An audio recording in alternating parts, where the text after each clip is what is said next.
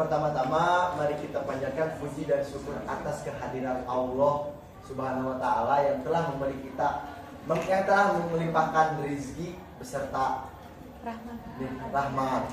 Terima kasih kepada dosen pengampu kita yaitu Ibu Yulis Sulistiana Dewi. Baik, kita dari kelompok 11 akan menerangkan hasil penelitian kita yaitu tindak pidana penganiayaan terhadap anak di bawah umur dalam hukum pidana Islam. Di sini kami beramatakan 4 orang, yaitu ada saudari Ana Afia, Inta Veronisa, saya sendiri Ana Duyan, dan beserta Muhammad Abu Nasir. Ya, Abu Nasir. Baik, selanjutnya akan diterangkan oleh saudari Ana Afia. Saudari Ana, disilakan.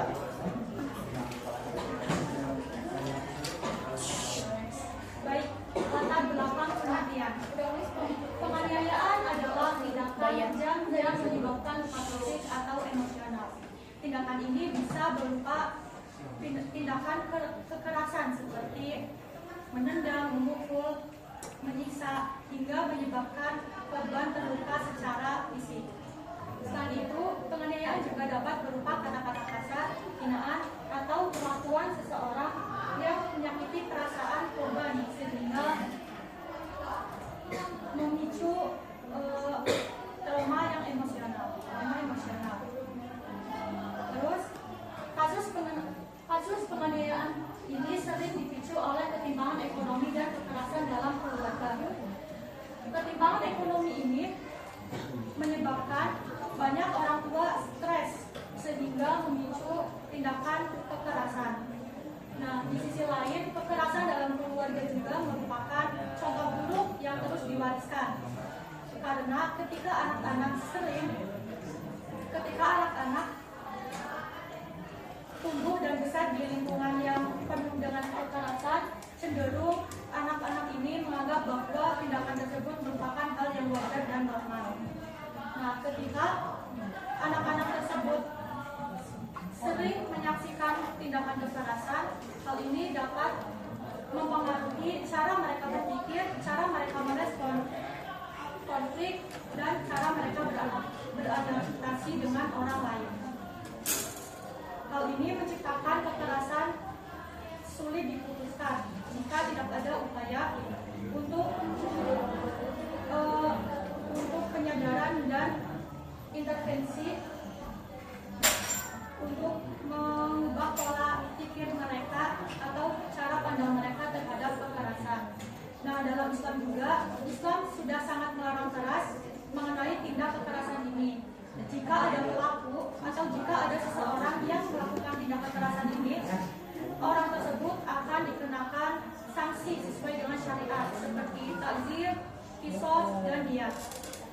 Selanjutnya, tujuan penelitian. Tujuan penelitian ini diharapkan dapat menjelaskan tindak pidana yang sesuai dengan syariat agama dan perundang-undangan mengenai tindak pidana penganiayaan terhadap anak kecil. Terus, manfaat penelitian ini diharapkan dapat meningkatkan kesadaran masyarakat dan memperbaiki kebijakan perlindungan terhadap anak. Serta metode penelitian yang kami gunakan adalah deskriptif kualitatif, di mana data-data dikumpulkan melalui jurnal ilmiah, artikel terpercaya, dan website yang relevan. Baik, sekian dari saya. Selanjutnya akan dijelaskan oleh Saudari Mita. Saudari Mita, disilakan. Baik, di sini saya akan menjelaskan tentang jenis-jenis penganiayaan. Penganiayaan merupakan perbuatan atau tindakan yang dilakukan oleh seseorang yang dengan disengaja. Adapun jenis-jenis penganiayaan, yang pertama yaitu penganiayaan biasa, penganiayaan ringan, penganiayaan berencana, penganiayaan berat, dan penganiayaan berat berencana. Yang pertama, penganiayaan biasa. Penganiayaan biasa adalah penganiayaan. Oke, baik, di sini saya akan menjelaskan tentang kendala dan solusi dari tindak penganiayaan anak di bawah umur. Untuk pertama-tama kendala yaitu banyaknya dari penganiayaan itu karena kurangnya pemahaman tentang hak anak, seperti kurangnya dalam bersosialisasi antar tetangga bahwa bagaimana sih itu tentang bahayanya bahwa kita menganiaya anak, memukul. Karena pada hukum Islam anak pun itu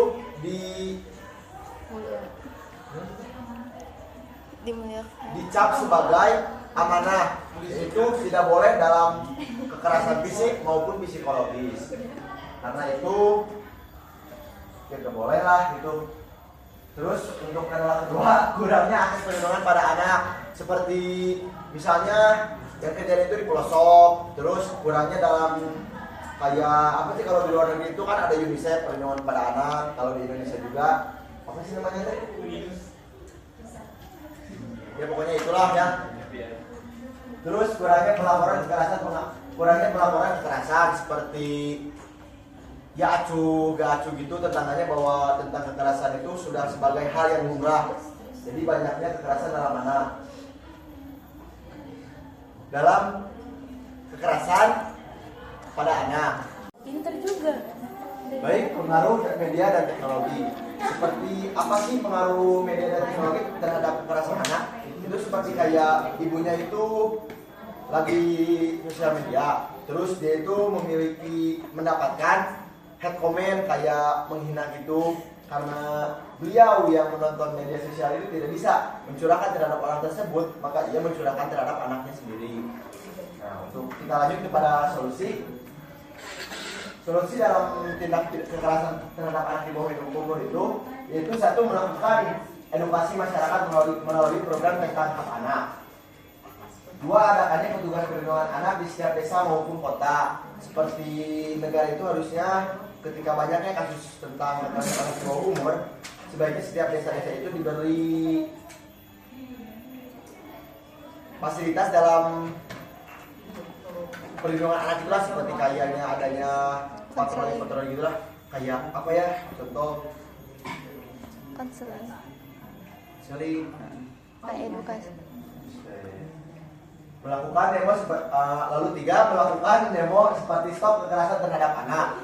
Jadi kayak intinya kita sebagai mahasiswa pun harus mengadakannya demo dalam berita-berita besar, karena untuk kekerasan anak itu bukan hanya di desa-desa tapi untuk seluruh Indonesia pun hampir melakukannya. Dan kita sebagai mahasiswa itu harus melakukan apa itu demo tentang kekerasan terhadap anak, supaya kepada orang tua di luar sana menjadi peka akan pentingnya menjaga anak. Tuh. Lalu kita lanjut kepada nomor 4, melakukan atau mendatangi acara edukasi atau menghindari konten media sosial yang berbau kekerasan. Jadi seperti yang saya bilang tadi sebelumnya dalam kendala, sebaiknya kita menjauhi konten-konten yang berbau akan memacu emosi kita.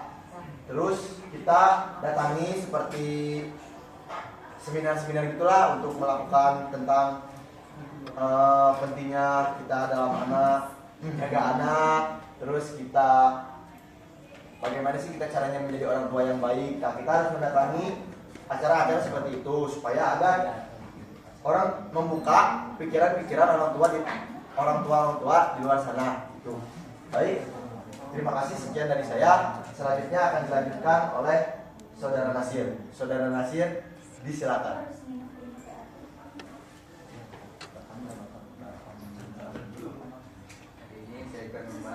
Membahaskan tentang kesimpulan dan saran. Yang pertama, kesimpulannya, Islam melarang segala bentuk kekerasan terhadap anak, baik fisik ataupun psikologis terhadap anak. Orang tua memiliki tanggung jawab untuk mendidik dan melindungi anak. Yang ketiga, pelaku kekerasan terhadap anak dapat dikenakan hukuman qisas, diyat dan ta'zir sesuai dengan prinsip keadilan dalam hukum Islam. Saran yang adalah kepada masyarakat yaitu meningkatkan kesadaran hukum khususnya perlindungan anak pada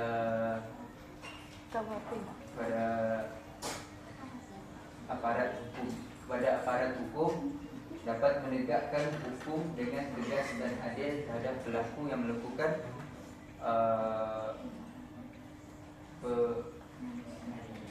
penganiayaan terhadap anak. Itu aja. Sekian. Terima kasih. Sekian. Saya kembalikan kepada moderator. Kemudian disilakan.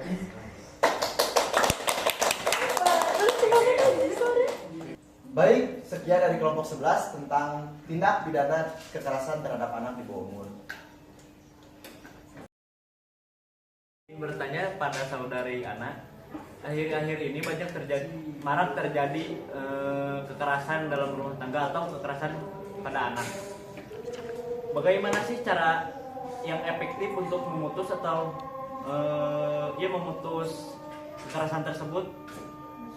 Jadi ada beberapa cara. Yang pertama pendidikan dan penyadaran. Jadi memberikan pendidikan tentang pengelolaan emosi, terus resolusi konflik dan pentingnya menjaga hak asasi manusia sejak dini. Terus yang kedua penampilan dan konseling. Terus perlindungan hukum. Jadi menegakkan hukum secara tegas terhadap pelaku kekerasan untuk memberikan efek jerak pada pelaku. Terus penguatan ekonomi keluarga. Jadi membantu keluarga yang rentan terhadap tekanan ekonomi melalui pelatihan kehamilan, bantuan finansial atau membuka lowongan pekerjaan yang lebih luas. Terus pendidikan pola asuh anak yang baik. Yang terakhir peran komunitas. Jadi jika ada pelaku kekerasan terhadap anak ini,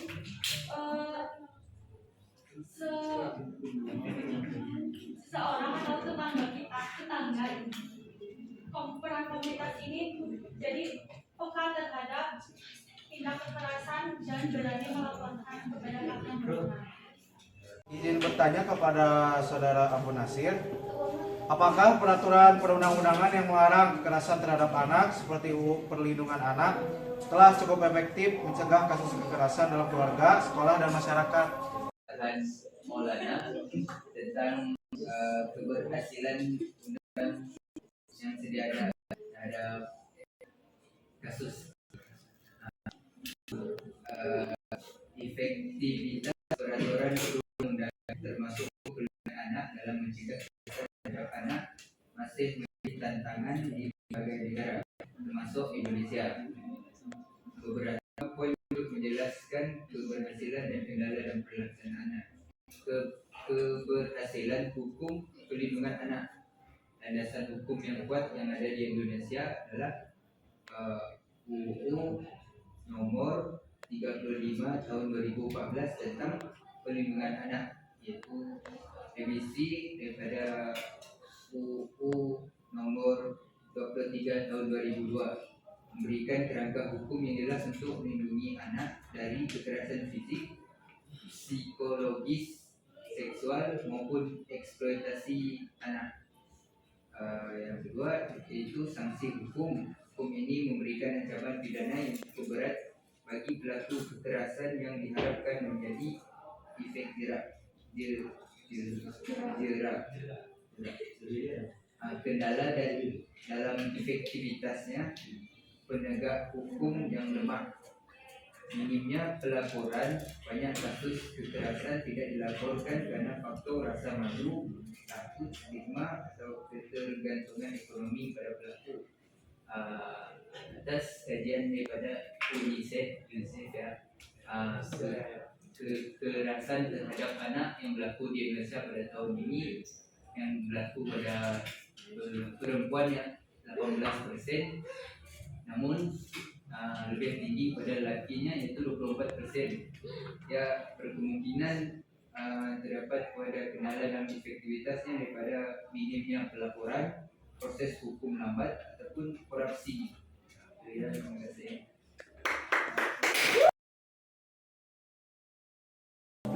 Izin bertanya kepada saudari kita, apa isi dari pasal-pasal yang sudah dijelaskan? Isi dari pasal 351 yang pertama ayat 1 yaitu menjelaskan tentang barang siapa yang melakukan penganiayaan dan menyebabkan luka ringan maka akan diancam dengan pidana paling lama 2 tahun penjara. Adapun di dalam ayat 2 yaitu apabila seseorang melakukan penganiayaan dan menimbulkan pelanggaran, maka akan diancam dengan hukuman 5 tahun. Yang saya ditujukan kepada saudara Agus. Pada saran, tadi dipaparkan mengenai melakukan edukasi masyarakat melalui program tentang hak anak. Nah, apa saja sih contohnya program-program itu dalam masyarakat? Oke, baik. Program edukasi. Contoh program edukasi yang ada di Indonesia itu ada Yayasan Bakti, ada Bapeda Pemalang, dan Save the Children Indonesia. Dalam program itu kita itu dikenakan tentang edukasi dalam bagian-bagian ibu apa saja yang tidak boleh kita pukul ataupun kita suruh itu, dan di juga membentukasi yang kekerasan melibatkan keluarga sekolah ataupun masyarakat itu menjadi bahan intinya kekerasan itu bahaya. Berarti bentuknya seminar program. Jadi kayak seminar gitu, kayak misalnya kita datang terus belajar gitu, dijelasin bahwa ini bagian tubuh yang tidak boleh yang dipukul keras gitu karena menyebabkan misalnya kerusakan dalam psikologis atau ya nanti ke depannya lah mungkin bisa menyebabkan badan.